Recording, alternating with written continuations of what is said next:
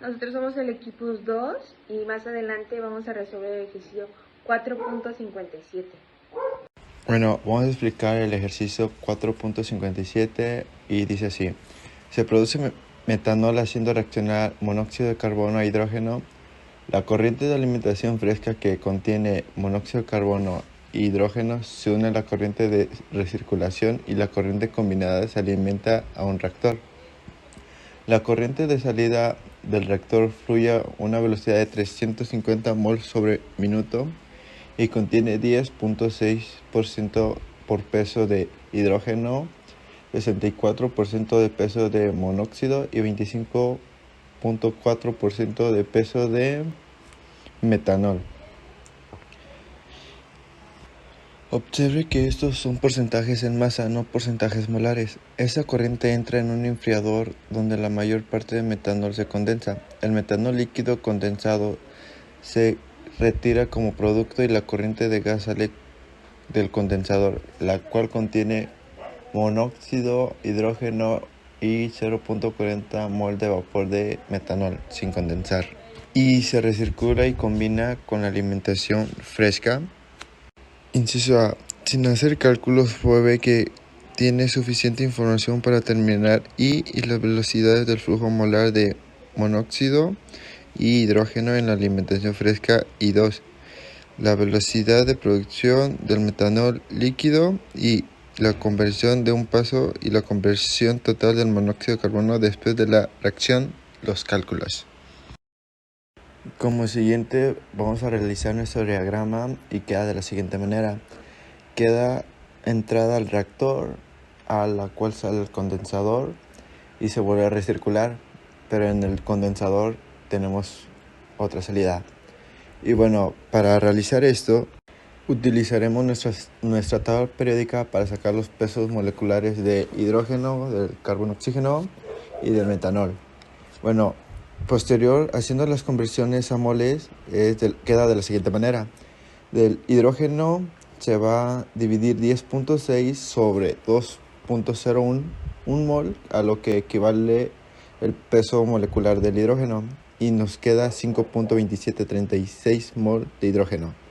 Del monóxido vamos a dividir 64 sobre 28.01 gramo mol y nos da 2.2848. Y posterior vamos a hacer con el metanol, que nos queda 25.4 sobre 32.04 gramos mol y nos da 0.793 mol.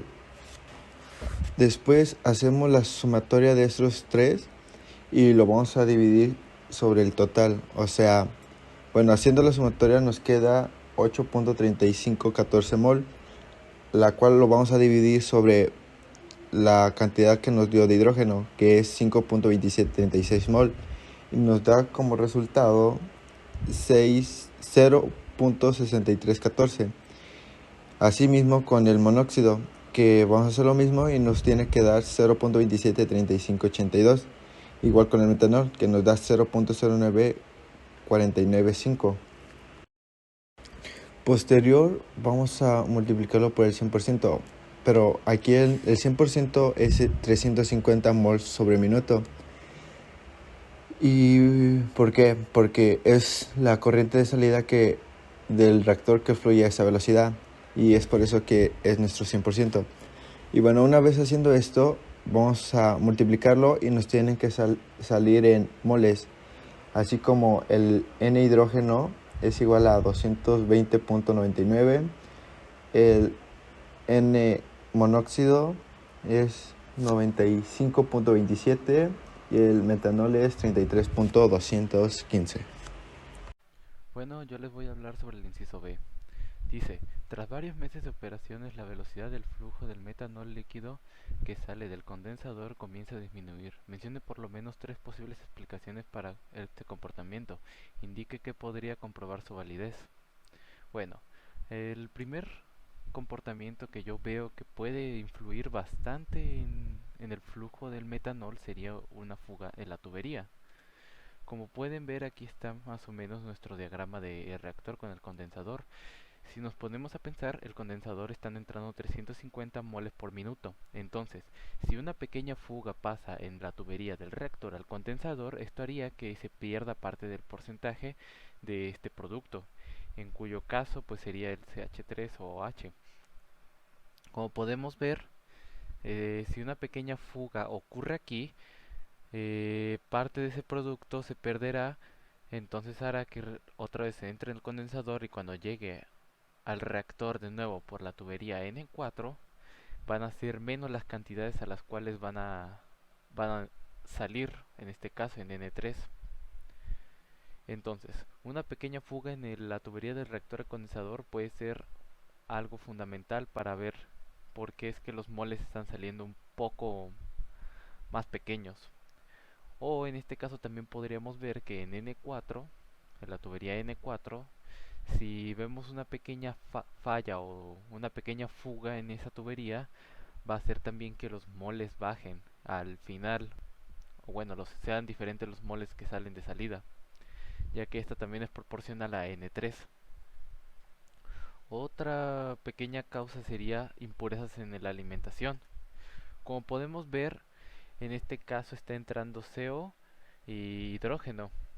En este caso, si al intentar manipular el reactor y agregar estos componentes por las tuberías se encuentran en un estado deplorable o en un estado que no se beneficia, podríamos tener unas pequeñas impurezas.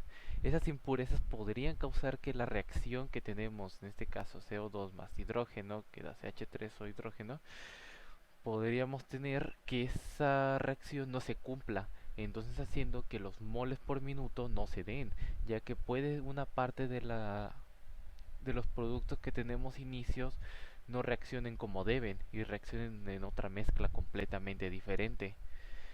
En este caso, si se encuentra una pequeña impureza, ya sea que el reactor se ocupó para otro tipo de sustancia o en este caso no se lavó bien el momento de ocuparse, entonces haciendo que la cantidad de moles por minuto en salida sea completamente diferente.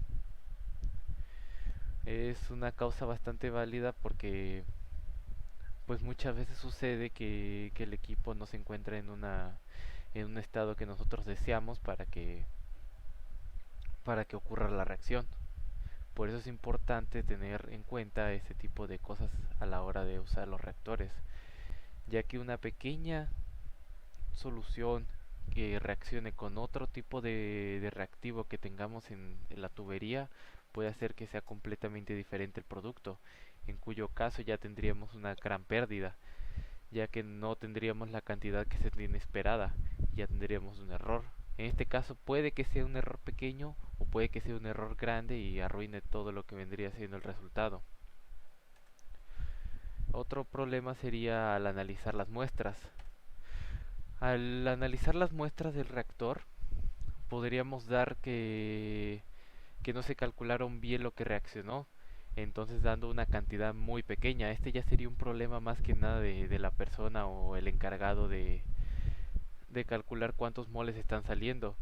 Entonces si esta persona llega a equivocarse, entonces los moles por minuto darían un poco menos. En la reacción sería más que nada un problema de análisis. ¿Cómo podemos comprobarlo? Haciendo diferentes muestras de reactor, sabiendo si en realidad las muestras salen como deben o no. Se podrían usar diferentes métodos como pues una desviación estándar para saber más o menos si siempre cuando se están tomando las muestras sale la misma cantidad de moles por minuto.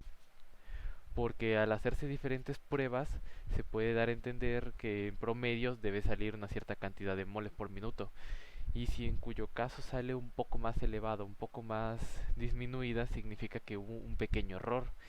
En este caso, si se verificaron los anteriores puntos que no hubiera una fuga y tampoco los reactivos estuvieran contaminados o hubiera una pequeña impureza, entonces el problema radicaría en lo que habíamos mencionado antes, que es un error de cálculo, para básicamente entender que pues el problema no es el reactor, sino de la persona que estaba supervisando.